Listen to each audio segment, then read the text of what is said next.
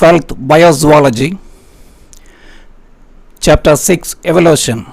In this part, we are going to learn about Darwin's theory of natural selection. This theory was proposed by Charles Darwin in his book The Origin of Species by Natural Selection. So he made a 5-year expedition. In that time, he visited many islands. When he was about 22 years of age, he was selected as a naturalist. So naturalist work was observing different plants and animals and make a record of the observation. So during the visit, he observed many plants and animals. He found that organisms show similarities among themselves. He found similarities among the existing organisms. Organisms show a lot of differences among themselves, but there are similarities also they have. He also found that the present day organisms have similarities with the past organisms, even the extinct organisms. So he concluded that organisms change their characters in different period of time on earth. That is evolution. Darwin's theory was based on several facts, observations and influences. He presented his theory under the following headings. The first heading is overproduction or prodigality of production. What is prodigality? Naturally, living organisms have the capacity to produce more number of offsprings. That is prodigality of production. Here, let us see two examples to understand the prodigality of production or overproduction. Salmon fish lays 28 million eggs in one breeding season. When all the eggs hatch into young ones and all the young ones survive, within few generations, the sea will be full of salmon fish.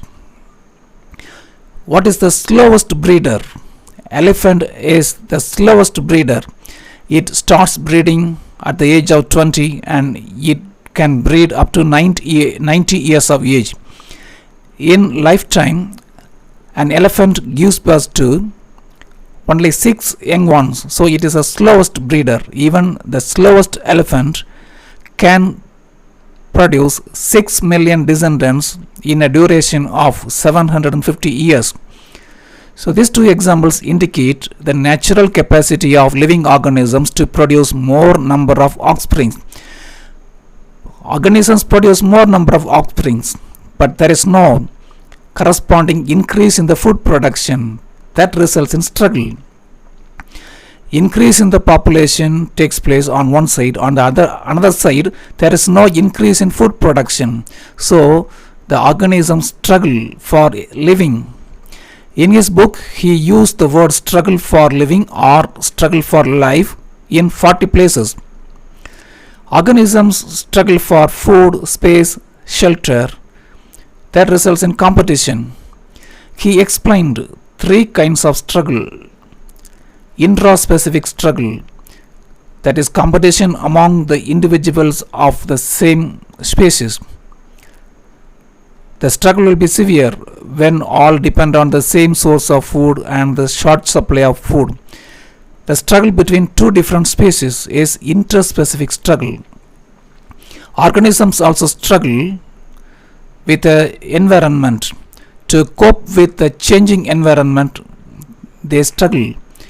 Environment is changing, so the organism should be able to adjust with the changing environment. That is also a struggle. When organisms face the struggle, another aspect is universal. Variation occurs universally. No 2 individuals of the world are alike. During his visit, he found different kinds of finches in one island. The finches have different mode of nutrition. Because of shortage of food, They followed different food habits that resulted in the evolution of the mouth parts. No two individuals are alike. Even the identical twins show some differences. They may differ in their height, color, or behavior. Some variations are useful. Why are they called as useful variations? These variations help the organisms to face the struggle. These variations help the organisms to face the changing environmental situations like drought, that is absence of water, cyclone, earthquake, storms. So useful variations helps the organisms or help the processes to be better, to live better in a particular situation. Such variations are passed on to the next generation. Organisms having useful variations will produce more number of offsprings. Their generation will continue. Their number will increase generation after generation because these variations support the survival. Struggle for existence is universal. All the organisms face struggle. What will survive? The fittest will survive. A and B. Here what is the struggle? Food is not available on the ground. So they have to get food from the tall trees. A has more opportunity because A has useful variation, that is long neck and long forelimbs. B does not have that useful variation. So B will struggle more. B cannot win the struggle. So A can win the struggle because of the useful variation. This A is the fittest organism. Struggle for existence makes the survival of the fittest. The fittest survives. The number of fittest increases in generation after generation, and another group of organisms which do not have the useful variations or characters which support the survival in a particular place will be eliminated. But the elimination will not happen in one generation. Slowly the number of population A will increase and population B will decrease. In course of time, after several generations, B will be eliminated. In this way, the natural selective force, here food is a selective force, the natural selective force selects one group of organisms. Fittest organisms are selected by the nature. It is a slow process. If the selection is done by human beings, the process will be faster. When human beings select better breed of animals or good variety of plants, the process will be very faster. But natural selection is a slow process. The fittest number will increase. The fittest will produce more number of offsprings. Slowly another group of organisms which do not show fit characters will be eliminated. This kind of natural selection will lead to the origin of species. Fittest are better adapted to the challenged environment, so their frequency will increases. This kind of changes results in the origin of species. Darwin's theory was subjected to objections also. Darwin didn't explain the mechanism of variation, how variation arises. He didn't explain the arrival of the fittest. While explaining the survival of the fittest, he didn't explain how the fittest came to the world. He didn't explain, and he focused on small variations. The small variations may not be heritable, they may not pass to another generation. When the variations are not inheritable, they cannot play any role in evolution. So the point related to this third point we will see at the end. He was not able to distinguish between somatic variation and germinal variation. Somatic variations will not be inherited. They cannot play any role in the process of evolution. He didn't distinguish between somatic and germinal variations. His focus was on small fluctuating variations. He could not explain the occurrence of vestigial organs and over specialized organs.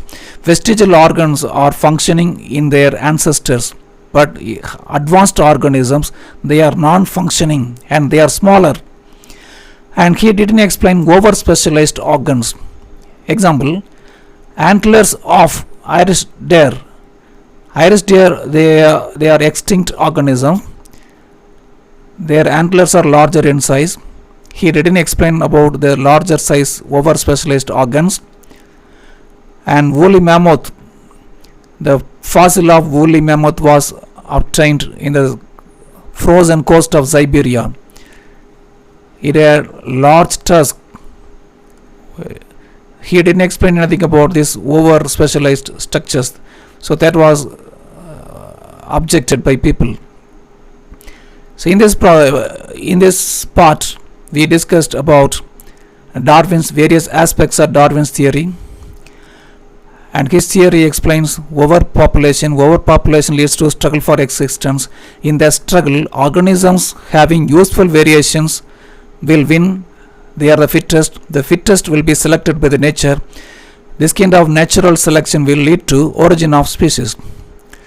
And his ideas were subjected to many objections because he failed to explain some of the aspects. In the next part, we will discuss about mutation theory.